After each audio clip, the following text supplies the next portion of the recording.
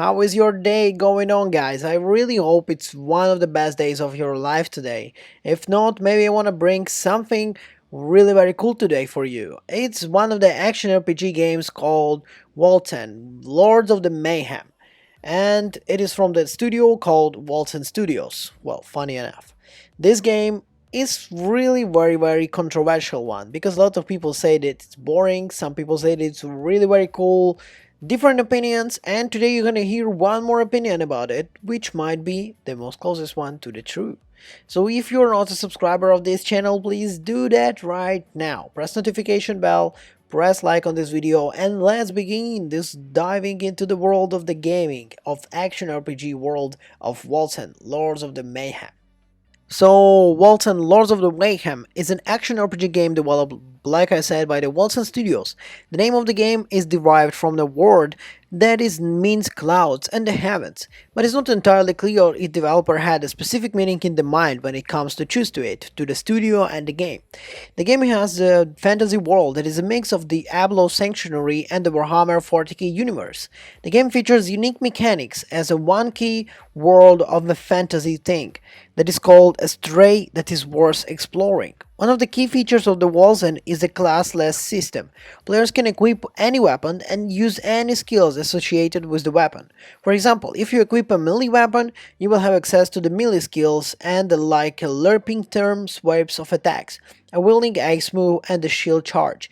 If you equip a gun, for example, you will have access to the range skills, and if you equip a dodger, another cool feature and important feature of the game is the Gates of Fates, a sprawling network of glowing nodes that allow players to increase their stats and gain passive buffs.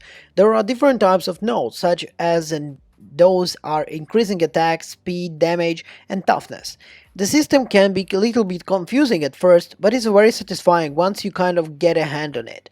The game's campaign is around 25 hours long and takes players to the different locales and the enemies. However, the difficulty spikes considerably for each chapter of the boss.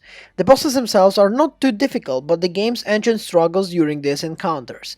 Playing with the most experiences kind of glitches that you will ever see in action RPG games. Well, some of them being fixed from the original release from 2020, but a lot of them are still existing in the game, and it feels like some of them might not even be ever fixed. This can be frustrating, especially since the players have to start the multi-phase fights with the first phase each time they fail through the pre-fight dialogue. The game also has the glitches and bugs through the 7 of them, almost in every area. Sometimes that you have the stash of the towns that won't close. Sometimes the tooth leap kind of will stay on the screen until you restart the game, and sometimes the game will crash. These bugs and glitches can be quite annoying, and well, you cannot do much with them, but it will really kind of damage your overall experience of the game. To speak more about the Gates of Fates, for example, if you need a spell that is kind of like a stuff of the Catalyst melee skill, it's requiring the melee weapon, and the range skill requires the ranged weapons. The skills also level up, giving up the players the ability of the spending points on augmentation and the kind of speed level changing things, and you will learn how they work. The game also has a unique system where the player have a balance of their willpower, rage, the resources, and fuel their magical of the physical attacks respectively. Willpower generates passively will range and builds the player as the deal with the receiver damage. The balance between these resources creates a dynamic combat system that allows players to switch between the different types of attacks. While the game offers a lot of depth and customization, it is always suffers the lack of personality.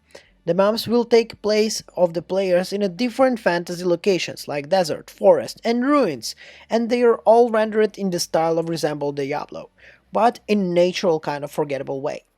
The end game of the game is the new mod, where the players are in the charge of the rebuilding city, which is also an interesting concept. However, it all falls short of expectations and does not add the mad of kind of overall experience. Overall, the game Walton Lords of Mayhem is an action RPG game that offers a lot of kind of depth and customizations, but lacks personality and complementing story. The story and mechanics and aesthetics are worth exploring, but the game is not with its flaws, to be honest. Normally the difficulty spikes and bugs are kind of making you frustration. So is there is potential in the game? Of course there is. Well, the game been released already for almost 2.5 years, but it still feels like the game will improve and improve more, because the basic of it, well, it has something in it, and the game feels like something unique, but needs more work. Well, this was it. It's up to you now, from everything I told you today, to understand whether you want to try the game or not. My would suggest will be for you get the game on the sale and you will literally enjoy it. Well, if not, the bugs and glitches will kill you. Anyway guys, thanks for watching this video and I'll see you in the next one. Ciao!